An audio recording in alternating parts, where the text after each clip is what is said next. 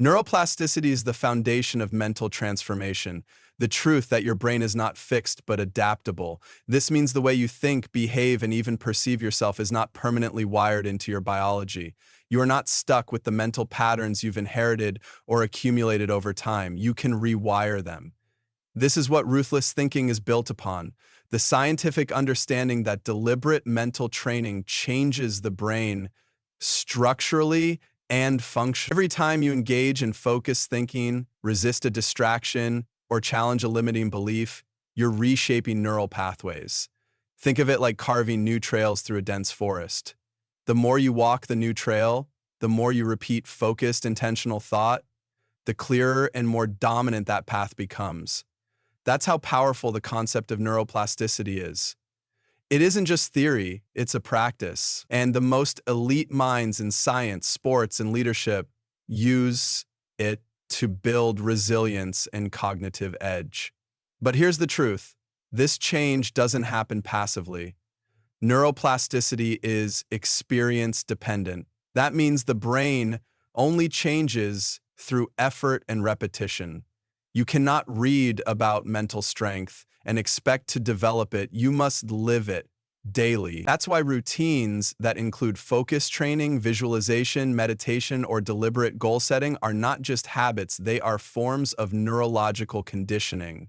When you challenge your comfort zone, whether through controlled physical stress, learning something difficult, or delaying gratification, you're sending a signal to the brain, adapt or fall behind. And the brain listens. It recruits new circuits, it strengthens synapses, it creates redundancy so performance doesn't fail under pressure. You become more than just motivated, you become neurologically equipped to handle high-stakes challenges. Now think about the opposite. What happens when you avoid difficulty, indulge distraction, or live reactively? Your brain adapts to that too. It gets better at being scattered, impulsive, and emotionally driven. This is still neuroplasticity, it just works against you. That's why a ruthless mind is not simply aggressive or intense, it's deliberate. It understands that every moment is an opportunity to train. Every distraction resisted is a repetition in discipline. Every purposeful thought is a brick in the structure of cognitive dominance. And that structure becomes your reality. What makes neuroplasticity even more fascinating is that it's lifelong. This isn't something that stops at 25 or 35. Your brain continues to reshape itself based on the demands you place on it. That means whether you're rebuilding your mindset after failure or striving to go from good to elite, the brain remains trainable. Age is not the limit, lack of effort is. But effort alone is not enough.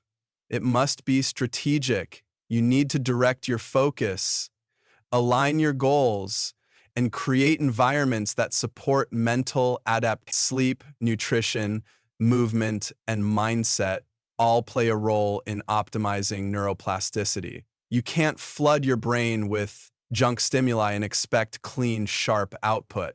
So, building a ruthless mind is ultimately about respecting the biological truth. Your brain becomes what you train it to be. If you feed it chaos, you get confusion. If you feed it clarity, repetition, and purpose, you get power, precision, and adaptability. Neuroplasticity is not magic, it's method. It's the science of becoming. And once you accept that, you no longer wait for motivation or confidence. You create it. Repetition is your tool. Effort is your leverage. And over time, those small, consistent neural rewires become your greatest asset. That's how a ruthless thinker is made. Not by chance, not by birth, but by design. Cognitive precision begins with one essential truth. Your attention is your most valuable asset. Where your attention goes, your energy flows. And in the brain, attention acts like a spotlight. It tells your neural circuits what to strengthen and what to ignore. If you want to develop a ruthless mind, you must master where and how you place your focus. Distraction isn't just an annoyance. It's a neural misfire. Every time you switch tasks unnecessarily, every time you check your phone mid-thought, you're disrupting the flow of information in your brain. Precision thinking is impossible when the mind is fragmented. Focused attention stabilizes the brain's activity. It allows the prefrontal cortex, the part responsible for logic, planning, and decision-making, to take control. This is where deliberate, accurate, and strategic thought occurs. Without focus, you are operating from reaction, not direction. But attention doesn't sharpen itself. It must be trained like a muscle. And just like a muscle, it weakens when neglected and strengthens when challenged. You can train attention through simple but powerful exercises, setting specific blocks of deep work time, eliminating multitasking, and even practicing mindfulness, which builds awareness of where your attention drifts. The more you practice bringing your mind back to the task, the stronger your neural networks become. These networks, specifically in the anterior cingulate cortex and dorsolateral prefrontal cortex, govern your ability to sustain attention and ignore distractions. Every time you choose to focus, you're enhancing the structural integrity of those circuits. Beyond general focus, ruthless thinkers aim for selective attention, the ability to lock in on what matters and disregard the irrelevant. This is not about working harder, but working with higher clarity. Precision means knowing what to ignore. It means understanding that every unit of cognitive energy spent on trivia is energy you're stealing from your primary goal. Whether you're solving a problem, leading a team, or learning a skill, the most effective minds don't try to think about everything. They strategically narrow their mental bandwidth. They prioritize. They sequence. They cut through noise and see the signal, and that takes discipline. Additionally, cognitive precision thrives on structure. The brain craves order. When you give your mind a clear framework through routines, planning, and defined goals, you reduce cognitive load. This frees up more resources for deep thinking and creative problem solving. Your brain is no longer spinning in circles trying to decide what to do next. It's executing with clarity. That clarity is the birthplace of confidence. When you know what you're doing and why, your thoughts become aligned with your actions. You stop second-guessing, you stop overanalyzing, you simply move. It's also important to understand that precision is compromised under emotional chaos. When the mind is flooded with stress or anxiety, it narrows attention not in a helpful way, but in a reactive, survival-driven way. This is why regulating emotional states is critical to thinking clearly. Breathing techniques, physical movement, and sleep all contribute to restoring cognitive precision. A tired, emotionally volatile brain is not capable of strategic thought. A well-rested, emotionally balanced brain is a precision instrument. Cognitive precision is not about being perfect, it's about being intentional. Every moment you spend strengthening your focus, eliminating distractions, and building clarity, you're wiring your brain to think ruthlessly. You're not just reacting to life, you're designing how your mind processes it. This level of mental control is not accidental. It's built through consistent, structured, and purposeful effort. In time, that effort translates into sharper decisions, faster problem solving, and more effective execution. That is the true meaning of thinking with precision, and it's a core pillar of ruthless intelligence. Emotion is not the enemy of logic, it is the foundation of motivation. But when left unmanaged, emotion becomes the reason why people lose control of their thoughts, actions, and outcomes. A ruthless mind does not ignore emotion, it studies it, harnesses it, and shapes it to serve long-term purpose. Central to this process is the regulation of dopamine, the molecule that drives desire, motivation, and reinforcement learning. Dopamine doesn't just respond to rewards, it responds to anticipated rewards. And this distinction is vital. When you train your brain to associate dopamine with effort rather than outcome, you build a system that thrives under pressure, embraces challenge, and becomes addicted to progress rather than instant gratification. To think with power and purpose, you must first understand the dopaminergic system This network of neurons, primarily running from the ventral tegmental area to the nucleus accumbens and prefrontal cortex, is responsible for signaling value and importance. When something is perceived as rewarding, dopamine is released, reinforcing the behavior that led to it. But here's the catch. In a world saturated with quick hits, social media, instant validation, constant novelty, the dopamine system becomes dysregulated. The brain begins to crave stimulation without effort. The result? Shallow thinking, low drive, and scattered attention. This is how powerful minds become passive. They fall into the trap of passive reward instead of active pursuit.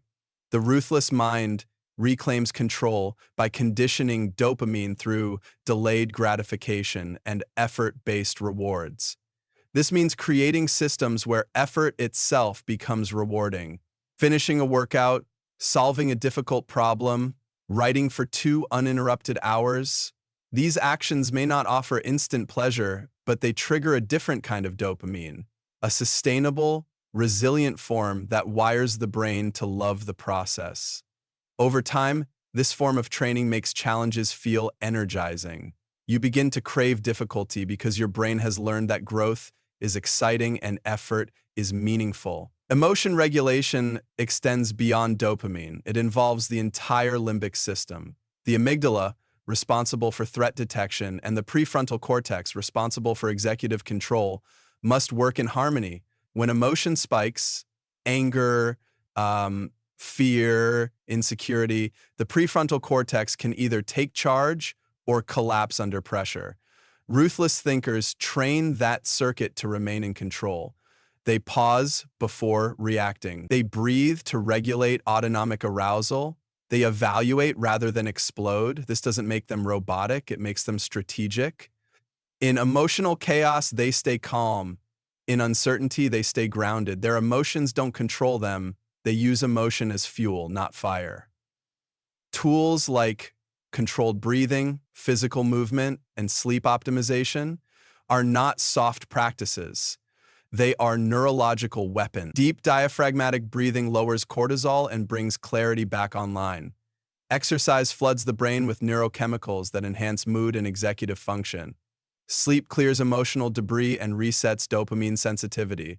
These are not luxuries, they are essential pillars of ruthless thought. Without emotional regulation, the brain loses its sharpness. With it, the mind becomes a laser.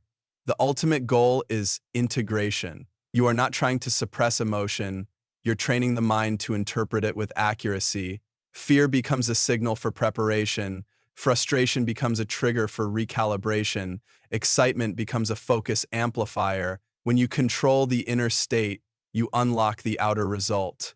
The brain no longer flinches under pressure. It executes. It adapts. It leads. This is the essence of thinking with power, precision, and purpose, understanding your neurochemistry and designing your daily actions to support it. The ruthless mind is not cold, it's emotionally intelligent. It does not react, it responds with intention. It does not collapse under stress, it performs through it. This level of emotional command isn't natural, it's earned. And once it's wired into your brain, it becomes your competitive edge in every domain of life. Stress is not the enemy. It is a biological signal that can either break you or build you depending on how you respond to it. The ruthless mind does not view stress as something to avoid, but as a tool for growth, refinement, and resilience. The key is not eliminating stress, but modulating it, learning how to engage with it strategically so the brain adapts rather than shuts down. This understanding is rooted in a physiological concept called hormesis, which refers to exposing the body and mind to controlled amounts of stress in order to make them stronger. Just like muscles grow under resistance, the nervous system becomes more resilient when exposed to intentional, manageable pressure. When you face a challenge, whether it's physical, emotional, or cognitive, your body initiates a stress response. The hypothalamus signals the adrenal glands to release cortisol and adrenaline, preparing your system for action. Heart rate rises, breathing accelerates, focus narrows. This is not a malfunction, this is your body optimizing performance. But when stress becomes chronic, unpredictable, or overwhelming, the same system turns toxic. That's where the training of a ruthless mind comes in. You don't allow stress to own you. You put it under your command. You decide when and how to expose yourself to it. And in doing so, you rewire your brain and body to handle more. Controlled stress exposure can take many forms. Cold exposure, for example, is one of the most effective tools for training the stress response. By placing the body in a cold environment, like an ice bath or cold shower, you trigger a sympathetic response. Your brain wants to escape, to react, to panic, but by staying calm, breathing steadily, and staying present, you teach your nervous system that discomfort is not danger. You create a new association. Stress equals adaptation, not collapse. Over time, this translates into daily life. When work pressure builds, when someone criticizes you, when uncertainty hits, you don't flinch. Your system has been trained to face stress without being consumed by it. This is the foundation of stress inoculation. The more you deliberately engage with challenge, the less reactive your brain becomes. Your amygdala, the part of the brain responsible for emotional reactivity, becomes less sensitive. Your prefrontal cortex, the rational decision-making center, gains control. You begin to respond, not react. This is not just psychological, it's neurological. MRI studies show that trained individuals have different stress signatures in their brain. Their systems are less chaotic, more composed. That's the kind of mind that performs under pressure, not by avoiding stress, but by mastering it. Physical training is another avenue for stress adaptation. When you push your body through strength training, endurance work, or high-intensity intervals, you're not just building muscle, you're conditioning your brain to stay composed under demand. Physical stress creates hormonal responses similar to those triggered by psychological stress. But because you've chosen the stimulus and can predict the outcome, your brain learns to associate stress with control, effort, and reward. Over time, that neurological programming bleeds into every aspect of life. Public speaking, negotiations, failure, uncertainty, all become more manageable because your mind is no longer fragile under fire. Even mental practices like breath work, visualization, and meditation enhance your stress modulation. Slow, deliberate breathing activates the parasympathetic nervous system, the rest and digest mode that calms the body after stress. Visualization allows you to mentally rehearse challenging scenarios, preparing your mind to respond with clarity. These practices do not eliminate stress. They make you dominant over it. They give your nervous system a wider range of responses, so you're not stuck in panic or paralysis. A ruthless mind uses stress as a sharpening stone. It doesn't crumble under adversity. It becomes more precise. It doesn't fear discomfort, it leans into it.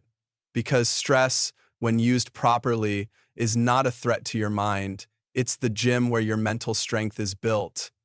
Each exposure, each challenge, each controlled discomfort session rewires the nervous system to become more resilient, more focused, and more prepared. That's how ruthless thinking is formed, not by hiding from pressure, but by choosing it deliberately and mastering it completely.